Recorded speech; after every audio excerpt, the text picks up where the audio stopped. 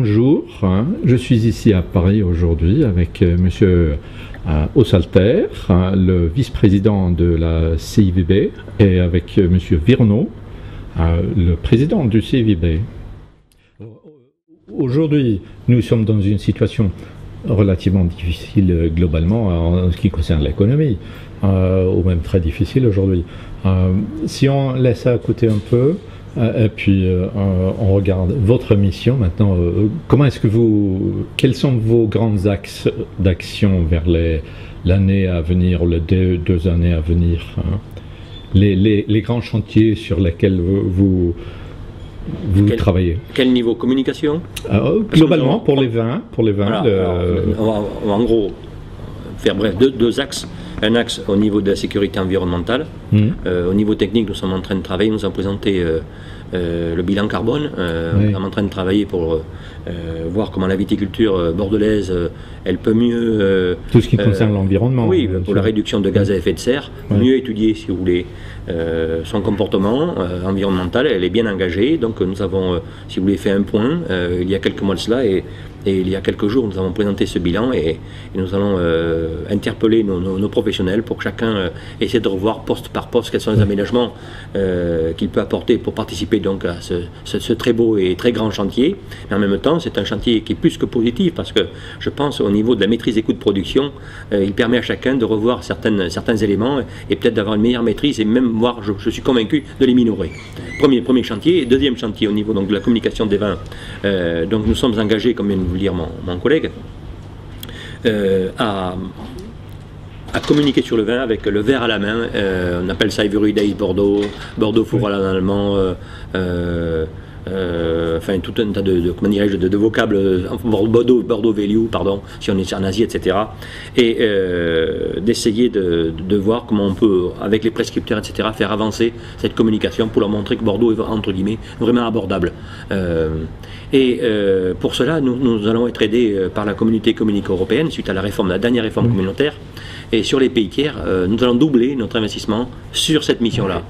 Et alors, conjointement, nous sommes en train de développer internationalement des formations qui sont dans le cadre de l'école du vin de Bordeaux, où nous enfonçons le clou en aidant des prescripteurs à mieux se former, à mieux conjuguer leurs efforts pour qu'ils soient aidés dans leur mission au quotidien pour promouvoir, pour bien présenter le vin de Bordeaux.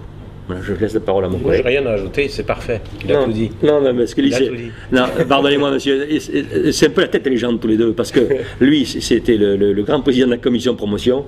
C'est un de nos meilleurs professionnels en ce qui concerne le positionnement du vin. Enfin, c'est un négociant, mais dans comment dirais-je, dans le sens vraiment très professionnel du terme, qui connaît chaque marché, etc. Moi, je ne suis pas... Nous sommes vraiment complémentaires. Alors, tu peux rajouter quelque chose, je pense. Je peux rajouter qu'Alain Virno est un excellent viticulteur. Non. Pour conclure peut-être cette petite conversation, quelques mots sur l'année 2008, c'est à toi, tiens. le millésime. Je laisserai le viticulteur conclure. Donc, d'un point de vue négociant, l'avantage de cette position, c'est qu'effectivement, j'ai pu mettre mon nez et ma bouche dans un plus grand nombre de verres et goûter déjà pas mal de 2008. 2008 sera une bonne surprise. Nous avons eu un été un peu mitigé en France, mais nous avons eu la chance d'avoir une très belle arrière-saison sur septembre et octobre.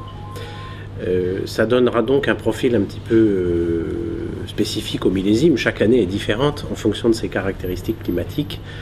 Et le fait d'avoir eu cette belle arrière-saison nous a permis d'obtenir une maturité lente mais parfaite de nos cépages, particulièrement du Cabernet Sauvignon qui est le plus tardif et qui donc profite le plus de l'arrière-saison.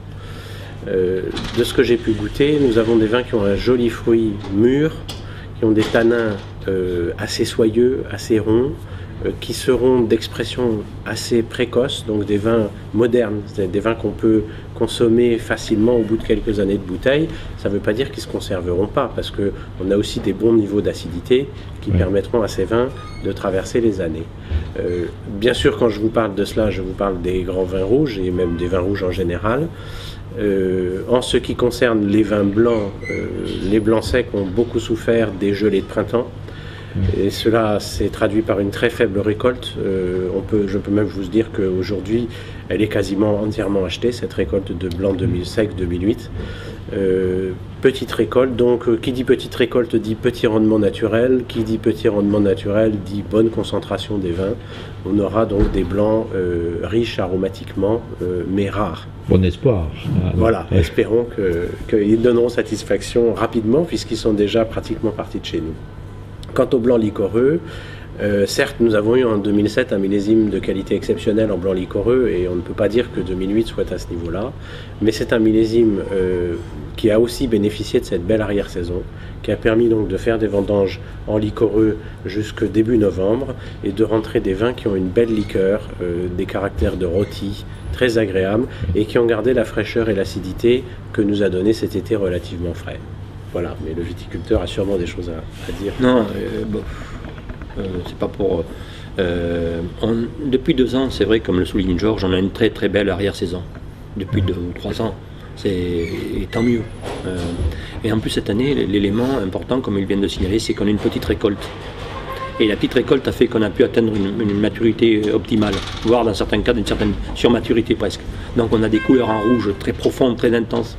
Et avec, cependant, pour certains vins, certains cépages, un brin d'acidité. Donc l'acidité, dans ma formation, c'est synonyme de vin de garde, de vin d'élevage. Parce qu'un vin qui est sans acidité, excusez-moi, c'est quelque chose de très mou, et qui est peut-être plaisant dans les médias, mais, mais là, par contre, on a une conjugaison des deux. Mais par contre, la récolte est très petite. Ça, je vous assure, la récolte est très petite.